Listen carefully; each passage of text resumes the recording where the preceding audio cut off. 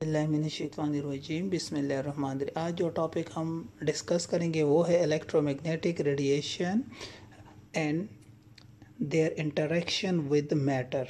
कि जब electromagnetic radiation किसी मैटर के साथ इंटरेक्ट करती है तो उस मैटर में कौन सी चेंजेस आती है। ठीक है, सबसे पहले इलेक्ट्रोमैग्नेटिक रेडिएशन किसको कहते हैं?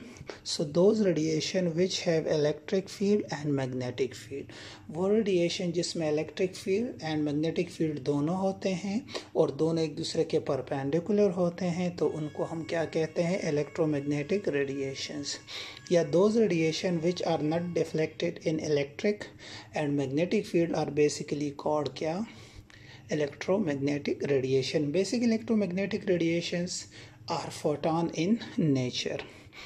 या अगर आप दूसरी डिफिनीशन करना चाहें, so those radiation which consist of oscillating electric and magnetic field, जिसमें oscillating electric and magnetic field हो और दोनों एक दूसरे के परपेंडिकुलर हो, तो उसको भी हम इलेक्ट्रोमैग्नेटिक रेडिएशंस कहते हैं।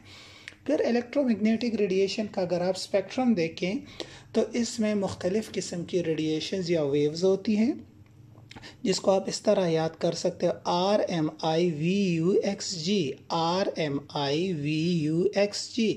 R for radio waves, M for microwaves, I for infrared, V for visible, U for ultraviolet, X for X rays and G for gamma rays. अगर आप इनकी वेवलेंथ की बात करें सो ये 10⁻³ मीटर, ये -2 मीटर, -5 मीटर, और जो विजिबल है नेक्ड आइज को जो radiation 10⁻⁻6 metre, ultraviolet 10⁻⁻8, X rays 10⁻⁻10 और गैमा रेज 10⁻⁻12। अगर आप देखें तो वेवलेंथ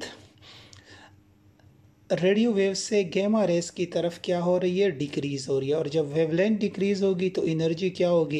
इंक्रीज़ होगी। So gamma rays are the most energetic, और जो ये है ये आपके पास जो रेडियो है लेस एनर्जेटिक होती है। फिर जब एक्स रेस किसी ऑर्गेनिक कंपाउंड या मैटर के साथ इंटरेक्ट करती है तो ionisation, bring ionisation in that respected substance, उसमें आयोनाइजेशन लेकर आती है, क्योंकि एक्सरेज की एनर्जी बहुत ज़्यादा होती है और हाईली फ्रिक्वेंसी होती है, जिसकी वजह से ये आयोनाइज करती है। यूवी अल्ट्रावायलेट रेज क्या करती है? ठीक है, ये हाई ट्रांजिशन कहता है excitation and D excitation of electron. So highly energetic transition ultraviolet rays करती है और लो ट्रांजिशन जो है वो विजिबल रेस करती है।